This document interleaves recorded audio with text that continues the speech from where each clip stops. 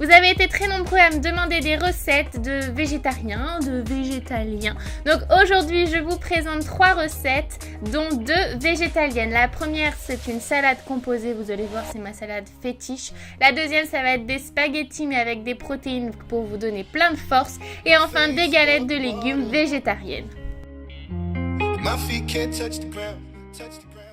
Tant qu'il fait encore beau, profitons-en pour manger encore frais et des salades. Donc pour cette salade composée, vous aurez besoin d'un demi-concombre, un demi-avocat, une tomate, du boulgour. Et ça, c'est les proportions pour une personne. Donc on commence par éplucher le concombre et ensuite on le coupe en dés. Vous pouvez aussi le couper en rondelles si vous préférez, chacun comme il le souhaite. Et on vient le mettre dans un saladier qui sera notre saladier. D'ailleurs, on va manger directement dedans après. On coupe ensuite la tomate, pareil, en petits dés, et on vient l'incorporer au concombre.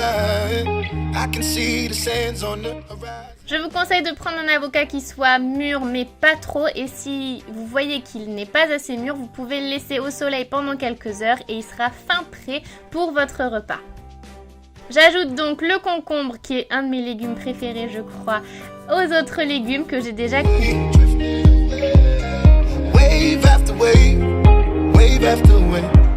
Pour la vinaigrette, j'utilise de la moutarde, que ce soit de la moutarde normale ou de la moutarde à l'ancienne, de l'huile d'olive et du vinaigre balsamique, la même quantité d'huile et de vinaigre. Pour donner un peu de goût, vous pouvez aussi mettre de l'oignon rouge, ça sera délicieux. Pour doser le boulgour, c'est comme le riz, c'est à peu près l'équivalent d'un verre à eau. Pour rendre la salade encore plus divertissante, vous pouvez ajouter du sésame ou du pavot. Moi, j'ai opté pour le pavot. Et puis, si vous avez des aromates, moi, je vous conseille le basilic, tout simplement parce qu'avec la tomate, il n'y a rien de meilleur. Et voilà pour une salade composée qui vous apportera tout ce dont vous avez besoin. On passe maintenant au deuxième plat et vous aurez besoin de 200 g de pois mange-tout, de spaghettis et de soja, à peu près tout 200 g.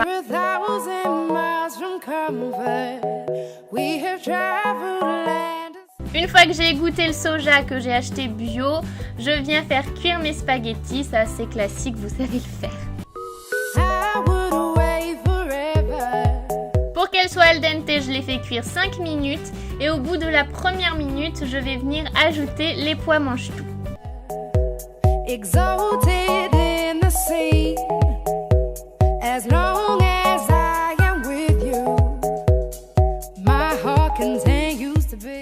Certaines fois, les pois mange-tout ne sont pas prêts et il faut couper les queues, sachant que ces produits-là, moi je les trouve avec les fruits et légumes et ça se vend en barquette généralement. With every step we take, Kyoto to the bay, strolling so casually.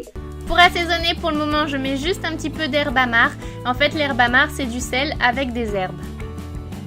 Cette recette est vraiment super pour les végétariens et les végétaliens parce que ce sont des aliments qui sont vraiment riches en protéines. To the bay, strolling so casually. We're different and the same.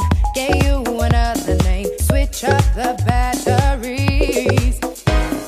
If you gave me a chance, Je fais revenir l'ensemble des ingrédients dans le wok avec un filet d'huile d'olive et un peu de poivre pour ajouter un peu de saveur. We set out on a mission to find our inner peace. Et alors, comme dirait maman, ce plat-là, il est vraiment trop bon.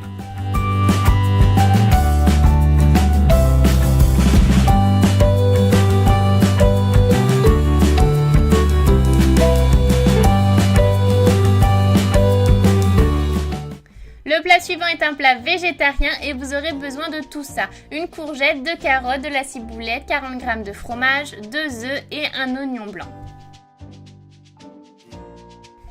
J'ai trouvé cette recette sur le blog de Cook with Love, je vous mets tout ça en barre d'infos. La bonne astuce quand on coupe des oignons et qu'on n'a pas envie de pleurer comme une madeleine, c'est d'avoir de l'eau à proximité et de plonger cet oignon. Je vous assure, ça marche.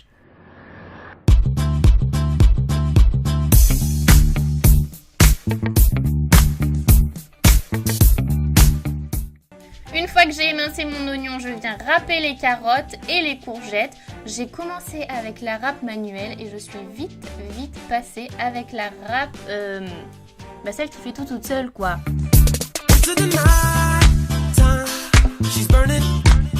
Une fois que tout est coupé, je fais revenir la courgette et les carottes dans une poêle huilée avec de l'huile d'olive, encore une fois, quelques minutes en remuant pour les faire cuire un petit peu. Et surtout, je n'oublie pas d'assaisonner.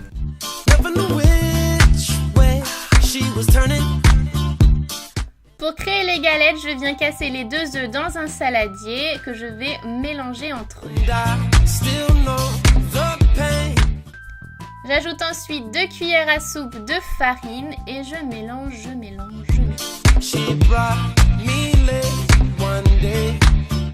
Encore une fois, je me suis fait aider de la machine électrique, mais je pense qu'avec un fouet manuel, vous pouvez très bien vous en sortir aussi.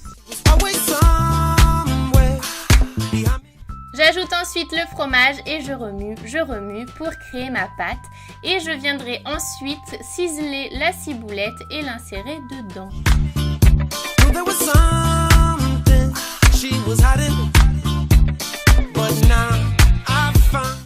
Au fur et à mesure, je viens incorporer les légumes et l'oignon. Et ensuite, je mélange.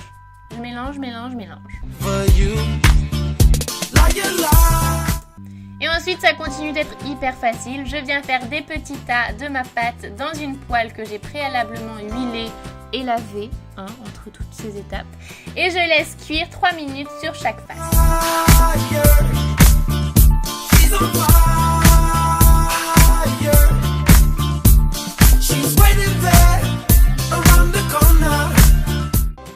Vous pouvez utiliser ces galettes dans des burgers végés par exemple, ou comme moi avec une salade verte, c'est hyper bon, hyper léger. Bon, moi j'ai adoré, personnellement j'ai vraiment adoré.